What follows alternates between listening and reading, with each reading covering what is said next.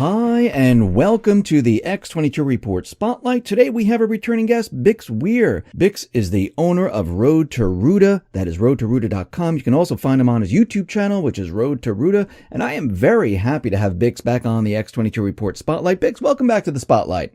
Hey, Dave. It's nice to be here. Hey, thanks for being here. And let's just start off with the economy. And I think this is a good place to start. And I mean, we're getting a lot of mixed messages right now. Trump is out there. He's tweeting out that the economy is doing great. We have GDP numbers increasing. We have the stock market, which is at all-time highs. Yes, it's been bobbed up and down. It's a little chaotic lately. Unemployment number is very, very low. And on the other hand, we have the mainstream media out there, and they're saying, oh, recession's coming 2019, 2020, which coincides with the elections, which is very coincidental. And, we have two different stories. Now, I remember when Obama was president, we were saying that the economy is heading into a recession.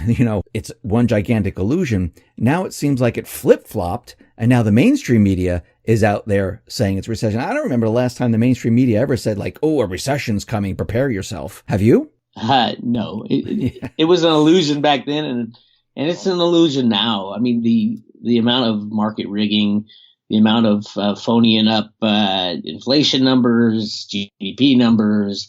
I mean, there's nothing you can count on to support any kind of economic evidence in any direction, because I mean, Trump took over a system that was rigged and has continued to rig, and it's one of those things. It's like, why did we go to business school to learn, how the economy works if we find out that everything is a lie? It's really interesting time. Do you think he's using the same manipulation that Obama and other presidents have used, even the central bank? You think he's using it to convince everyone that the economy is doing very well, so this way he can blame it on the Fed? That's part of it. I mean, it's one of those things, when you take over a rigged economy with rigged numbers, there's no way to get back to where it should be without continuing the rig. So yes, Trump, he hired Steve Mnuchin as the head of the Treasury. Steve Mnuchin was the computer IT expert at Goldman Sachs, in charge of market rigging for Goldman Sachs. So, I mean, as soon as he named Steve Mnuchin, I'm like, well, that guy's the head of market rigging at probably one of the biggest market riggers on planet Earth. So he's going to call his buddies, say, hey, kick in the computer algorithms on this day. You'll make this amount of money, and you'll also help me tell the world that the stock market is great. And, the whole while it's computer programs, click the mouse, and all of a sudden you can drive the stock market up, 10%, 5%. There is no limit to the amount of manipulation in any market, including gold, silver, cryptos, oil, gas, the bonds. Everything is rigged now. So let me ask you this. Before Trump became president, he was out there saying, we have bubbles, the stock market is manipulated, and he was out there talking down the economy. Why didn't he just come in and say, listen, this whole thing's fake. The stock market manipulated. All you need to do is push a couple of buttons. You can make them go up and down. The statistical numbers, completely manipulated. This is not a real economy. The whole thing has been manipulated. Why didn't he just come in and say that right from the very start? I think there was a couple of reasons. The main reason is the chaos. The chaos that would be created when, and he didn't want to get blamed for it. And also there was a lot of the old regime, the bad guys, as I call them, entrenched in government, in the banking system, and they're still there. But they're starting to be weeded out. And it's going to take a process. I mean, these guys have put themselves in a position of power for the last 100 years, and Trump can't come in and expect them to go away. I mean, even the judicial system, half the judges are rigged for the bad guys as well. So it's one of those things. It's been very difficult for him, obviously, to take over the reins and try to get try to drain the swamp without destroying everything.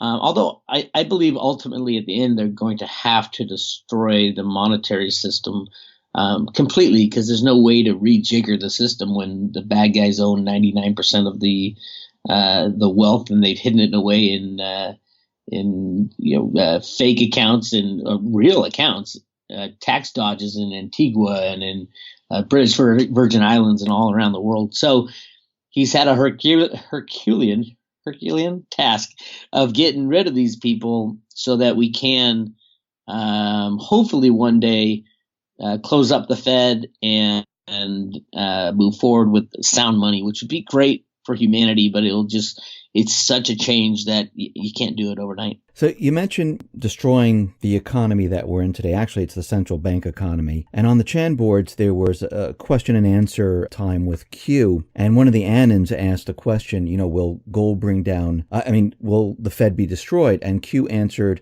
gold will bring down the Fed. Now, there's been a lot of discussion about gold. Does the United States have gold? I know you've done a lot of research with gold. First, do you think we have gold? Second, how is gold going to bring down the Fed? I would say absolutely. We have massive amounts of gold, more gold than anybody knows about. But the reality of the gold in the like Fort Knox gold or West Point gold, that's probably been lent out and rehypothecated 10 times in different various forms all around the world. It's going to get to, if the system crashes, it's what you have in your hands or in the ground. And the United States, as a policy, has been for the last 100 years, taking the natural resources we have in the ground and locking them up into national parks, wildlife preserves. The largest oil find on the history of planet Earth was up at Gull Island in Alaska in the 1960s. And what they do, they locked it up instantly, knowing that as long as people take this fiat money, this unbacked fiat money that they can print easily with a click of a mouse now, as long as people accept that as money, we'd rather use that to buy other people's natural resources and keep our natural resources in the ground. And we've had just major, like humongous gold finds within the United States. The largest one I talk about is within the Grand Canyon. And I believe that was the reason for the creation of the Federal Reserve. And I found it on the front page of the New York Times back in 1912, right before the creation of the Fed. They announced that they found billions and billions of ounces of gold within the Grand Canyon. And then Woodrow Wilson locked it up. And there's no exploration allowed to go in there. You can't bring a pebble out of the Grand Canyon. And it's completely locked up. And I believe, and this goes along with many other stories, like gold at Chocolate Mountain Gunnery Range in California. Dianne Feinstein and her Desert Wildlife Preserve has blocked off millions of acres of some of the richest gold country in the world, all with the idea that we're going to use everybody else's assets first, including gold. And then one day we're going to need it. We know we're going to need it. And then at that day, we'll have it in the ground and we can mine it. And it was also in the Road to Ruta comics that I found at the Federal Reserve Bank of Boston. That's what they're saying, basically, is that there's gold in the ground and we will have to go back and use it at some point in time. So you're saying that from the beginning, all these national parks in these certain areas, they purposely put this aside, knowing that there's deposits of gold or maybe other type of metals or maybe oil or anything else. They did this on purpose, not to save the parks because of their beauty and things like that, but because of what was underneath the parks. For the most part, yes. If you go to the Grand Canyon, it's the most beautiful place in the world, and I've spent some time there. But I get why they blocked it off. But also, what we're talking about is not the 190,000 tons that's supposed to ever be mined on planet Earth.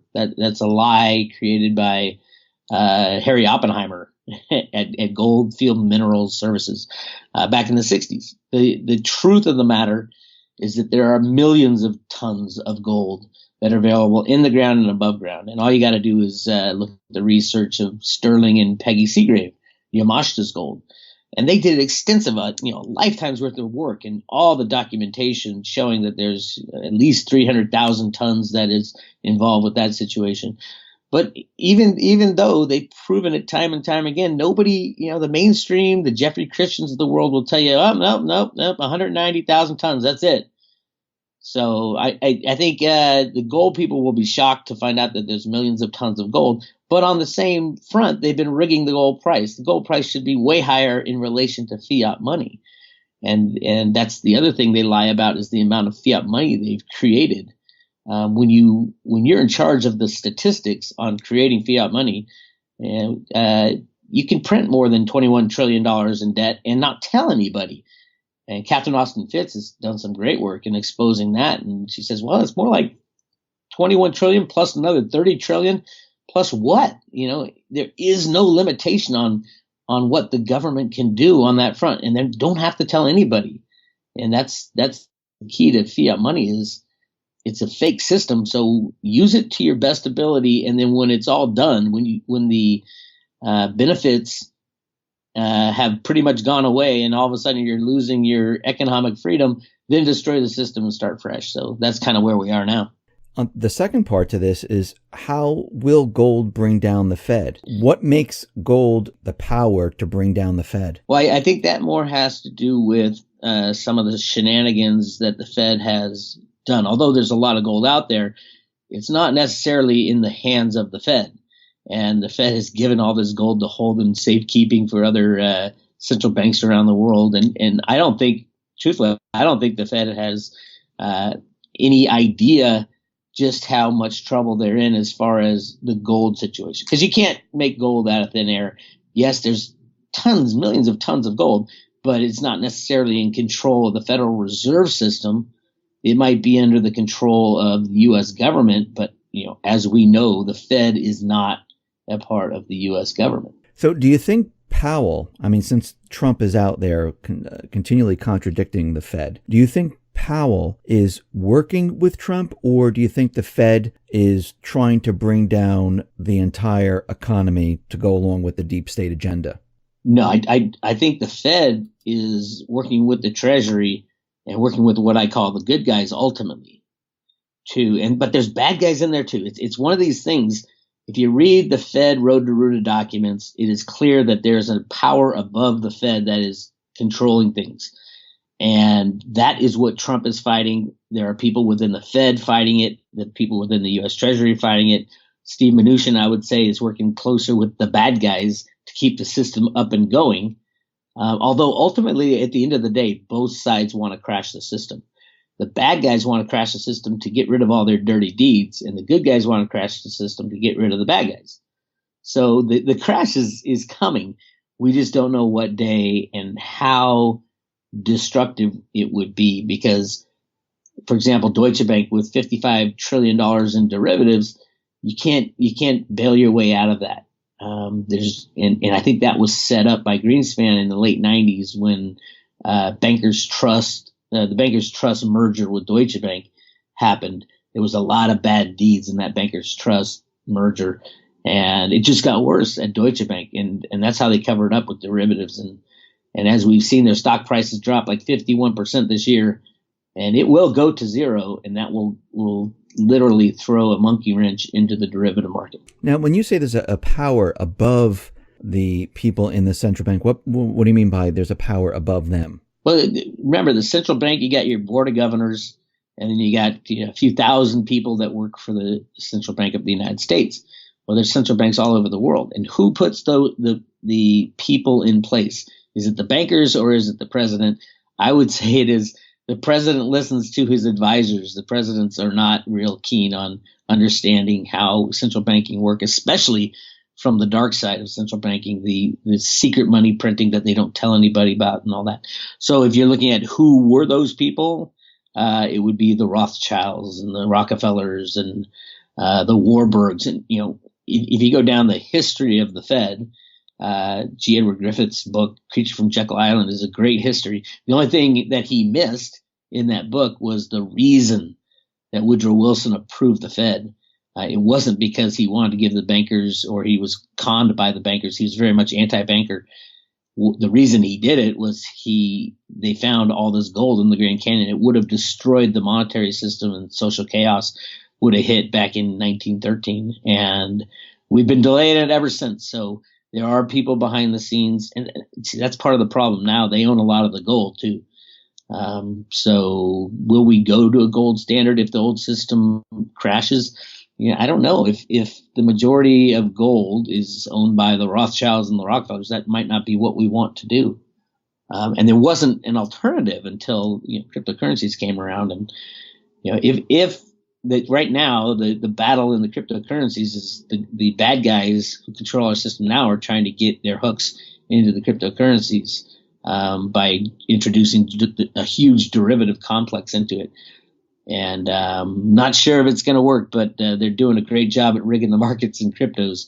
So it is a crazy scene, and I think the only way to get out of it and move forward would be a total destruction of the derivative complex, which would take out all the bad assets and leave the real assets, the non-debt based assets. But we'll see what happens. Now, if the system does come down, I mean, we don't know the exact time it's going to come down. I mean, how is Trump, his administration, the good guys, going to protect the people from when this happens? And also, isn't this going to hurt his chances of, getting elected? I mean, what's going to happen to his administration if this whole thing starts to fall apart? Well, if it falls apart, there'll be no government. If the banks go down and the derivative bubble blows, Trump won't worry about, getting elected. We won't have a government. There'll be no money. And the reality of something like that is what they're planning for. We put off this transition for over 100 years, and it should have happened before the Fed was created, but it didn't. And now we're in a problem of massive debt. For every dollar of debt, it's someone else's asset. And most of these debt-based assets are in like pension funds and at the banks on the banker level. So, yeah, I mean, you shouldn't underestimate the collapse of the derivative system. It would freeze every bank, every financial institution. We would need martial law. All these things are being put in place for the transition out of the old system and into something new. And a lot of people are going to go to jail. And I know we talk about it years and years. We've been talking about the bankers going to jail. It seems like 2008 is a great example. No banker went to jail for literally stealing billions and trillions of dollars from people and then having the system implode, and they get bailed out. So they get, when they are successful, they get all the gains. And when they fail, the people have to bail them out. The system's broken, and we need a fix. Now, you talk about people going to jail, and in the past we talked about indictments. We talked about the investigation into the Clintons, investigations into Comey, investigations into Strzok, Page, and pretty much the whole gang. And, we've been talking about this for a very long time. And just recently we had this whole hearing about the Clinton Foundation, which people started to talk about the Clinton Foundation and how it really wasn't a charity, and they were exposing certain things within the Clinton Foundation. Do you think this is just the beginning to get everyone talking about the Clintons, the Clinton Foundation, so we can move forward on this? Well, I think the beginning was the release of the Podesta emails. Yes. Which kind of brought that stuff to light. It's just ongoing and continuing. And do I think that ultimately people will find out the truth? I hope so. I think Trump always holds that card in his hand that he can release all the Anthony Weiner laptop files, which are supposed to be the most horrific things humanity has ever seen. But it really is. It's the attempt to make this transition without destroying the fabric of our country and the world, both culturally, religiously, economically. It does touch every facet of this fake world we've been living in, and the exposure in the media and what they're doing to us, and even to the point of extraterrestrial beings out there. All this stuff that's been hidden from humanity, and the fact that we've had free energy for over 100 years, and yet it's been hidden from us, that could free up so much for our planet, for the people, for our economic system. But at the same time, it would put half the global population out of work with these huge changes. Like, imagine a world with no banking system and no fossil fuel system and economy and things running off free energy, and the whole world will change. So these changes that are being withheld from us are just massive. And we can look at the system we have and say, oh my God, it's so horrible. And the future could be so bright, but the transition is going to be very, very chaotic. Is that what he's worried about with releasing like the declassification of FISA, all the emails from Weiner's laptop, everything the Clintons have done and everything else? Are they worried about chaos when all of this comes out? Is that their biggest worry? Yeah. Well, obviously, yeah.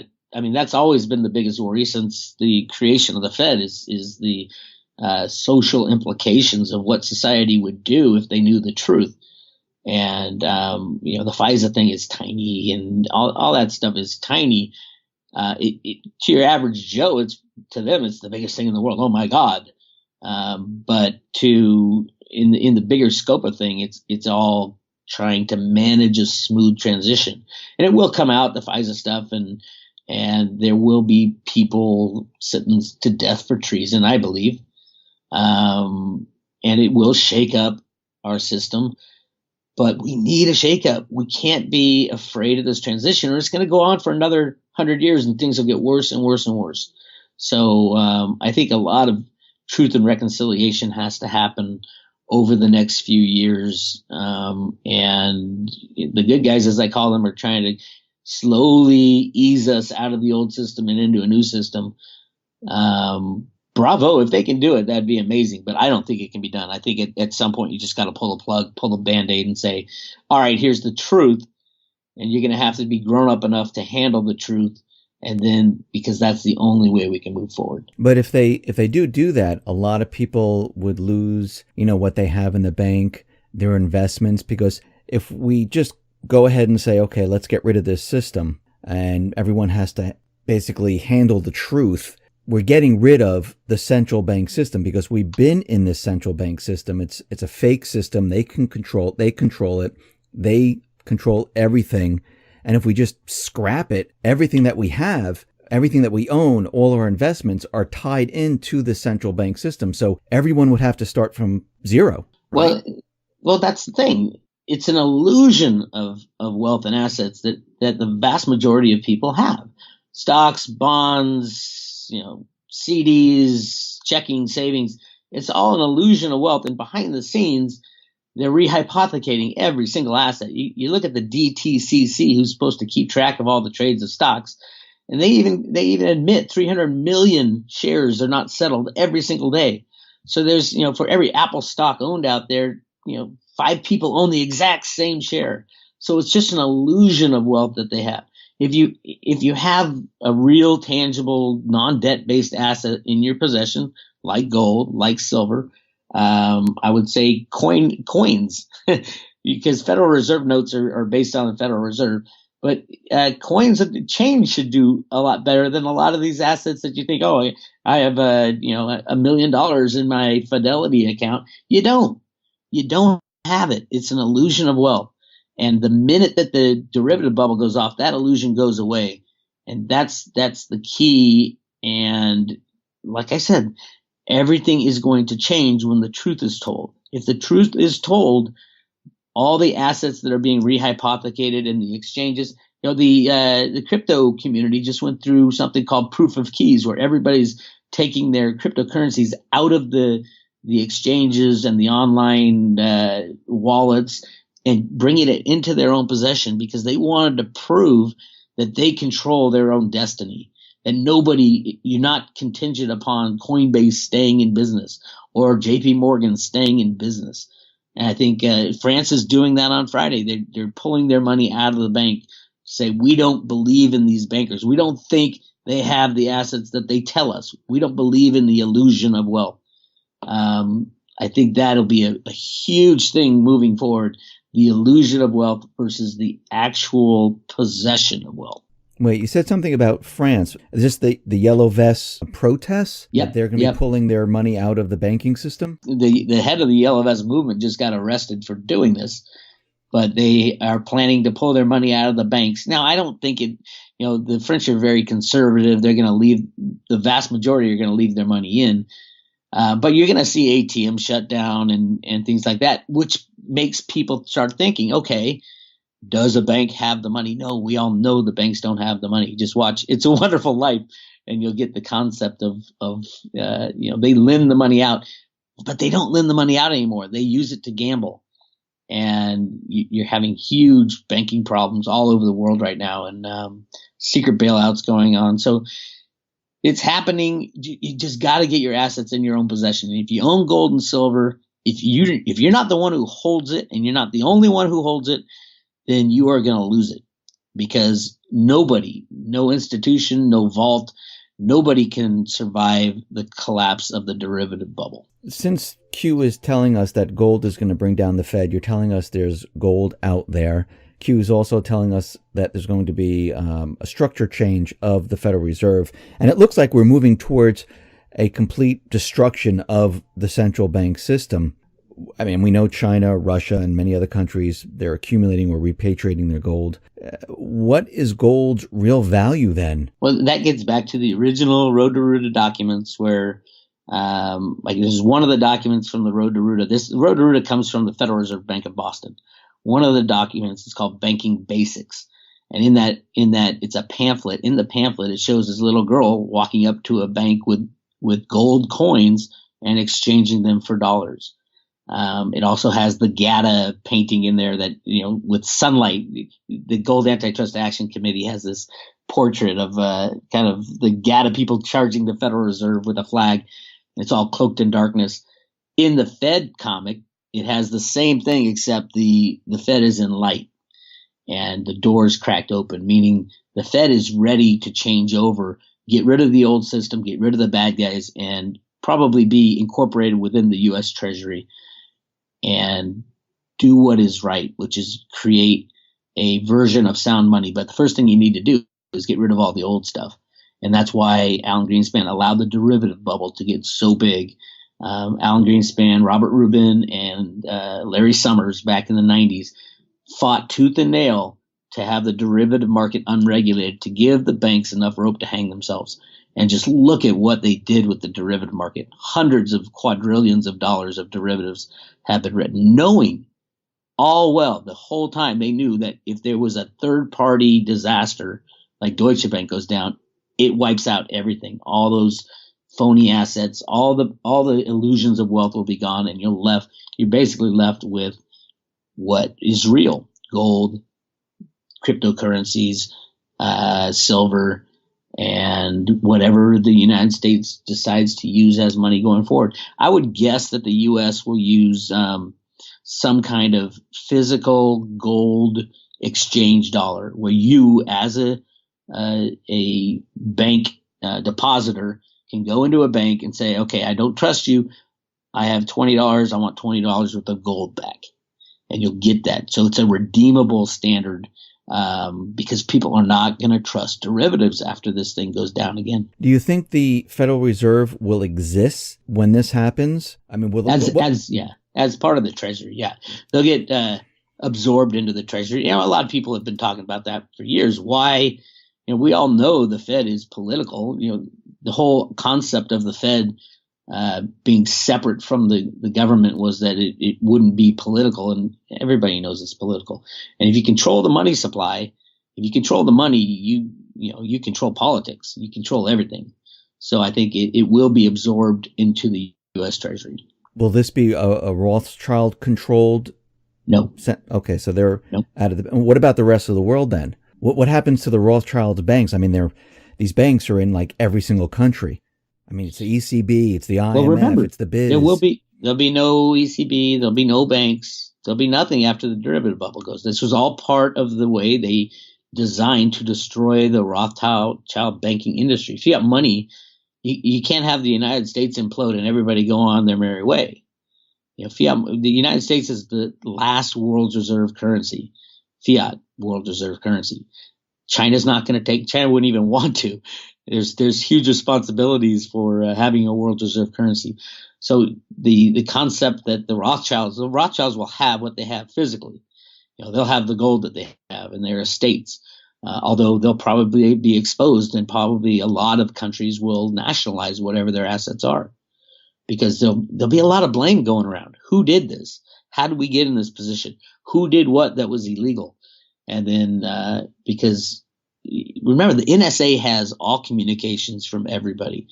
So it's not that anything's being hidden right now. Everybody knew the system was corrupt. The problem was the corrupt leaders were still in power, and now they're not, and they're being systematically removed. So we have all the dirt on anybody, and even the Rothschilds will be taken out and probably nationalized if it's found that they are just as criminal as we think they are. Do you think that's what Q means by a structure change?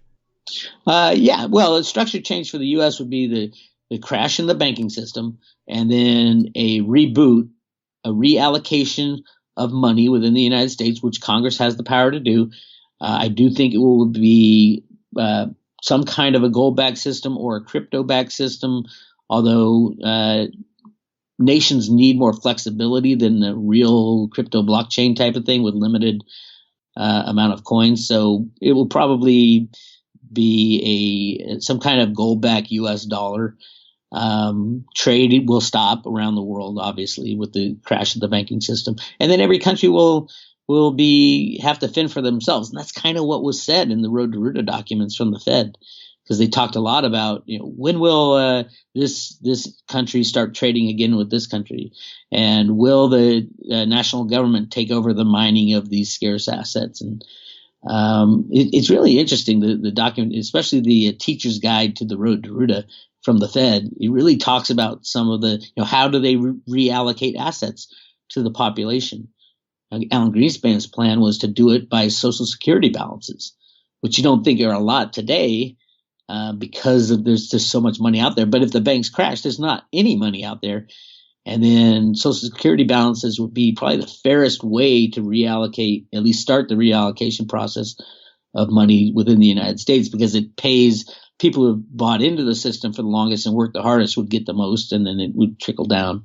But everybody, that's why they talk about a base income level, because if the system gets destroyed and all these industries go away because we have free energy and things like that, and the healthcare industry isn't trying to kill us anymore, we will need something for people to survive off, and that's where Bernie gets his basic income type of concept. So there's a lot of different ways to reallocate money, but the Fed also says in the teacher's guide, it says, what if the people don't accept these solutions? And that's a really interesting thought, because no one's going to have faith in the government, no one's going to have faith in the Federal Reserve.